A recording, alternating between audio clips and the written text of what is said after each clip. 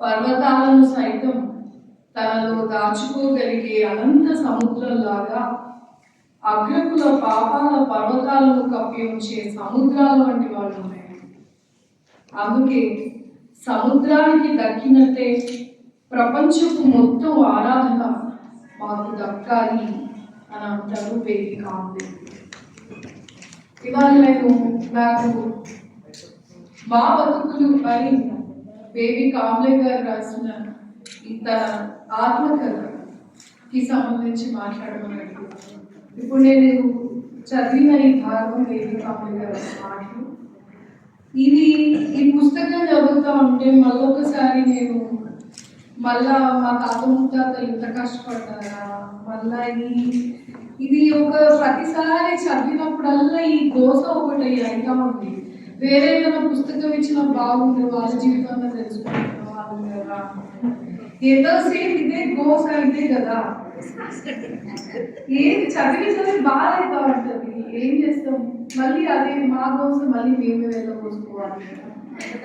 కాకపోతే ఇంతకుముందు పొద్దున్న నుంచి అందరూ మాట్లాడినప్పుడు బేబీ కాంబ్లే గారు రాసినటువంటి ఈ పుస్తకం ఎందుకు చదవాలి అంటే, ఇక్కడ చాలా మంది స్టూడెంట్స్ ఉన్నారు కదా, ఇక్కడ మన జీవిత నేపథ్యాలు మనందరికీ తీసుకొని వేరే వేరే నేపథ్యాల నుంచి వచ్చిన వాళ్ళు ఉంటాం. నా నేపథ్యం వేరు, మీ నేపథ్యాలు వేరు, మీరు పుట్టినల్లు వేరు, నేను పుట్టినల్లు వేరు అనిపించు. కానీ మనందరికీ కూడా వివిధ రకాల వాతావరణంలో పెరిగిన అనుభవాలు ఉంటాయి. అయితే బేబీ కాంబ్లే గారు రాసిన ఈ ఆత్మకథ దళిత స్త్రీల మొదటి ఆత్మకథ. ఆమె 1929 సంవత్సరంలో పుట్టారు. ఇంచుమించు ఇందులో ఈ పుస్తకంలో రెండు రకాల అంటే రెండు పార్శ్వాలు మనం చెప్తే, బేబీ తాయి కాంబ్లే జీవితం, ఆమె ఏ కుటుంబంలో పుట్టింది, ఆ మహర్వాడ ఎలా ఉంది, ఆ పరిస్థితులు ఎలా ఉన్నాయని వివరిస్తూ వస్తారు. ఆ తర్వాత అంబేద్కర్ వచ్చిన తర్వాత, అంబేద్కర్ని చూసిన తర్వాత, అంబేద్కర్ గారితో ఆవిడ అంటే ఒక అనుచరురాలుగా ప్రయాణం చేస్తున్న తర్వాత ఆవిడ జీవితంలో ఎలాంటి మార్పులు వచ్చాయి అనేది మనకి ఈ పుస్తకంలో మనకు కనిపిస్తుంది అన్నమాట.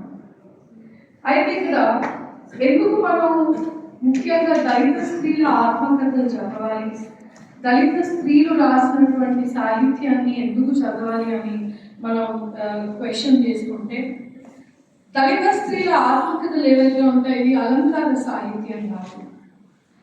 ఇవి అనుభవాల రక్తంతో రాసినటువంటి ఈ పత్రాలను మనం చూడాలి.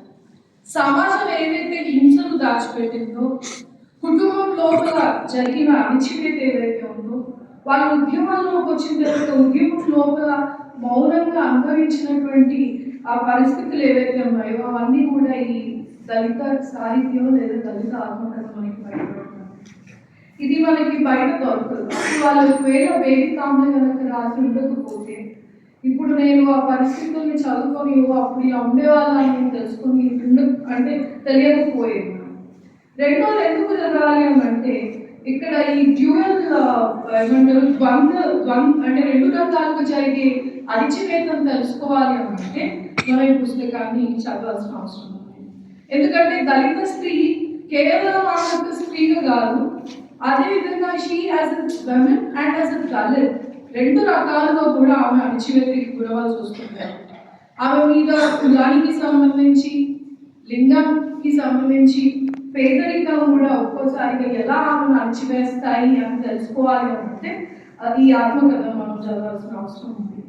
మూడోది, మనం ఫెమినిజం గురించి మాట్లాడేటప్పుడు చూస్తాం, ఫెమినిజం లోపాల గురించి మాట్లాడేటప్పుడు కూడా ప్రధానంగా ఫెమినిజం చాలా సౌకర్యవంతంగా ఉంటుంది. ఏ ఐడియాలజీ లేనప్పుడు క్షమించాలి అంటున్నాను, ఏ ఐడియాలజీ లేనప్పుడు ఏదో ఒక పునాది భూమికి అవసరమైనప్పుడు ఫెమినిజం ఎత్తుకుంటారని నేను చదివాను. అదే మాట్లాడచ్చు అంటే ఒక బలమైన ఈ వాయిస్ నాకు అవసరం అని అన్నప్పుడు చాలా తొందరగా చాలా సులువుగా అర్థం చేసుకోగలిగే. అంటే మెహర్లు మన మన మహారాష్ట్రలో మెహర్లు మాంగులు అని దళిత వారిలో ఒక అట్టడు జాతికి చెందినటువంటి వర్గానికి సంబంధించిన వారు. దళిత కాంగ్రెస్ మొదలైనటువంటివన్నీ కూడా మనము సామాజిక ఉద్యమాలన్నీ మనం అక్కడి నుంచే ఆ వృత్తిని అందిపుచ్చుకున్నాం. బహుజన తత్వంలో ముఖ్యంగా బిఎస్ రాములు సార్ అప్పుడు రాసినటువంటి వాటిలో సమస్త జాతి వర్ణ మత కుల వర్గ వయో లింగ భేదం ఎక్కడైతే ఉందో ఆ వివక్షతను ఎక్కడైతే ఎదుర్కొంటుందో వాళ్ళందరూ దళితులే అనేటటువంటి నేపథ్యంలో వారు ఇచ్చినటువంటి ఒక సంఘటనమైనటువంటి విషయం మన ముందుకు తెలుస్తుంది. అలా బేబీ తాయి ఆ సామాజిక జీవనం నుంచి బయటపడడానికి కూడా ఆత్మకథ మనకు ఎలా దోహదపడుతుందో చక్కని దృశ్యం మనం చేసినట్టు మరి చెప్తున్నాం మార్గరెట్ గారికి. ఇప్పుడు మన ముందుకు వస్తుంది సోదరి డాక్టర్ విద్యా మార్పిడి క్లస్టర్ యూనివర్సిటీ కర్నూలు నుండి విచ్చేశారు అసోసియేట్ ప్రొఫెసర్. నా జ్ఞాపకాలు బహుళాభరణం లలిత ఆత్మకథను మనం పూర్వ విద్యార్థిని 2004 నుంచి 2006 వరకు నేను ఈ కళాశాలలో ఎంఏ తెలుగు చేశాను. ఈ కళాశాల ఒక విశ్వవిద్యాలయంగా అభివృద్ధి చెంది ఈ కళాశాలకి హానరబుల్ వైస్ ఛాన్సలర్ గా ఉన్నటువంటి ప్రియ శిష్యురాలని అని ఒకప్పుడు మేము కూడా మీలాగే, నేను విద్యార్థుల గురించి మాట్లాడుతున్నాను, మీలాగే ఈ క్యాంపస్ లో ప్రతి చెట్టు పుట్ట లేవనుకోండి ఉన్నటువంటి దర్బార్ కల్లాపంలో బూత్ బంగ్లా అనేవాళ్ళు. అక్కడ ఈ కాలేజీలో అయితే వెళ్ళిపోయేటప్పుడు ప్రతి చోట ఎన్నో ఫొటోస్ తీసుకున్నారు. ఆ ఫొటోస్ అన్ని కూడా చూసుకున్నాం. ఆత్మహత్యం మనకు డాక్టర్ ఆమె రాసిన ఆత్మకథ స్వీయ చరిత్ర జీవిత చరిత్ర. తాను రాసింది ముసురు. ఎందుకు ఈ ముసురు అని పెట్టింది? సంక్లిష్టమైన వలయాలు ఆమె జీవితాన్ని ఎందుకు చుట్టుముట్టాయి? నిజానికి రెడ్డి అని ఉంది కాబట్టి దొరబిడ్డ అని మనకు తెలుస్తుంది. నల్గొండ జిల్లా ఆకారం గ్రామంలో ఆమె నగరేపల్లి 20 కిలోమీటర్ల దూరంలో ఉంటుంది. అక్కడ పుట్టినటువంటి రచయిత్రి ముదిగని శాతారెడ్డి. సార్ కొద్దిగా 2 నిమిషాలు మాత్రమే, ఆ తర్వాత మనం అన్ని ఫోటోస్ తీసుకున్నాం సార్. కేవలం 1940-42 ఆ సమయం అంటే ఆడపిల్లలకి చదువునే ఆలోచన లేనటువంటి స్థితి. దూరబిడ్డ, ఇంకా దూరబిడ్డలో దూర పిల్లలు అని అంటే బయటకు రా స్థితి. వాళ్ళు బయటకు రావాలంటే వెనక చక్రం పట్టి తప్పుకొని ఎవరైనా మోసుకొని పోతే తప్ప బయటకు రాదు. అలాంటి స్థితి ఉన్నటువంటి పరిస్థితులు సామాజిక ఆర్థిక సాంస్కృతిక నేపథ్యంలో పుట్టింటి వాళ్ళందరూ కూడా కమ్యూనిజం భావాలు అభ్యుదయ భావాలు కలిగినటువంటి వాళ్ళు. అక్కడ ఉన్న భావాలు ఏంటంటే ఆర్య సమాజ భావాలు. మరి దీనికి ముసురు అని పెట్టకపోతే ఏం పెడుతుంది మేడం? అలా ఒక సంక్లిష్టమైనటువంటి జీవన. అలాగే మెస్సి మార్గరెట్ గారు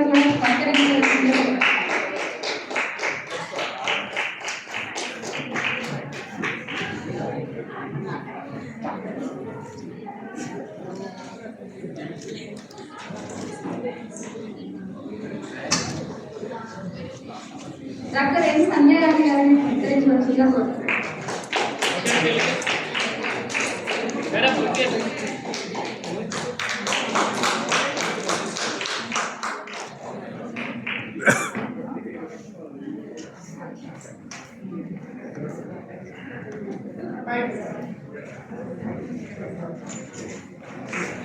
డాక్టర్ విద్యాభారతి గారిని సత్కరించవలసిందిగా కోరుతున్నాను.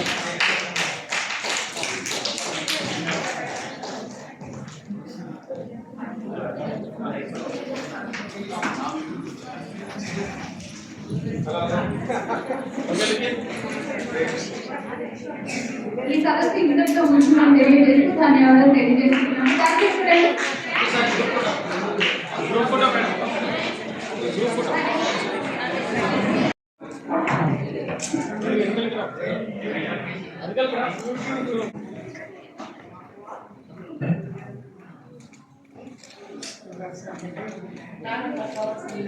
Okay right.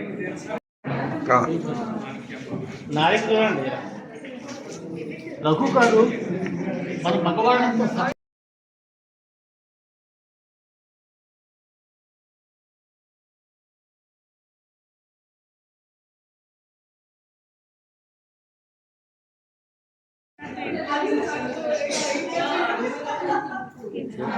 మేడం కొంచెం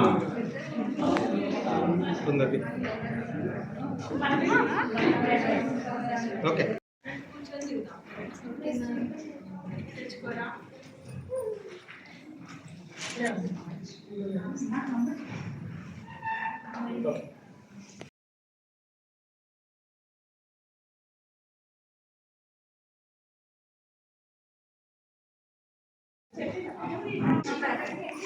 ఇక్కడ ఇవ్వండి మీరు.